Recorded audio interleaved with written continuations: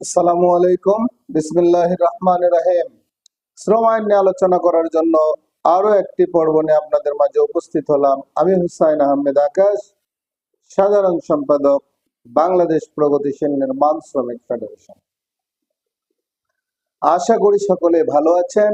দেশ ও প্রবাসের সকল সেক্টরের সকল শ্রমিকদেরকে জানাই সংগ্রামী শুভেচ্ছা ও আন্তরিক অভিনন্দন।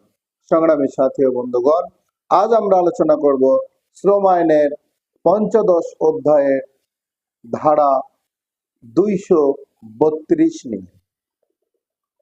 অধ্যায়ের প্রয়োগ।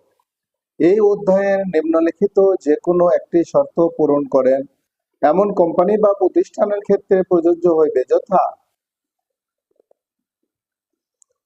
কোন হিসাব বৎসরের শেষ দিন উহার পরিশোধিত মূলধনের পরিমাণ অনন্য 1 কোটি টাকা, কোন হিসাব বৎসরের শেষ দিনে উহার স্থায়ী সম্পদের মূল্য অনন্য 2 কোটি টাকা।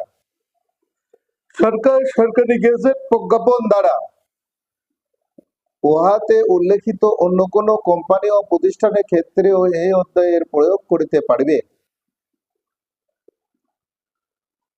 শতভাগ রপ্তানিমুখী শিল্প সেক্টর অথবা শতভাগ বৈদেশিক মুদ্রা বিনিয়োগকারী শিল্প সেক্টরের ক্ষেত্রে সরকার বিধি দ্বারা উক্ত সংশ্লিষ্ট সেক্টরের কর্মরত সুবিধাভোগীদের জন্য ক্রেতা ও মালিকদের সমন্বয়ে সেক্টর ভিত্তিক কেন্দ্রীয়ভাবে একটি করিয়া তহবিল গঠন, তহবিল পরিচালনা বোর্ড গঠন, অনুদানের পরিমাণ নির্ধারণ ও আদায়ের পদ্ধতি এবং তহবিলের অর্থের ব্যবহার বিধান সহ আনুষঙ্গিক অন্যান্য বিষয়ে প্রয়োজনীয় বিধান প্রণয়ন করিবে।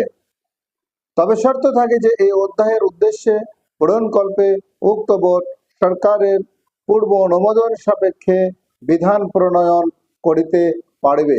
সংগ্রামী সাথী ও বন্ধুগণ, অত্যন্ত গুরুত্বপূর্ণ একটি বিষয় নিয়ে আজ আমরা আলোচনা করলাম। আশা করি সকলে বুঝতে পেরেছেন।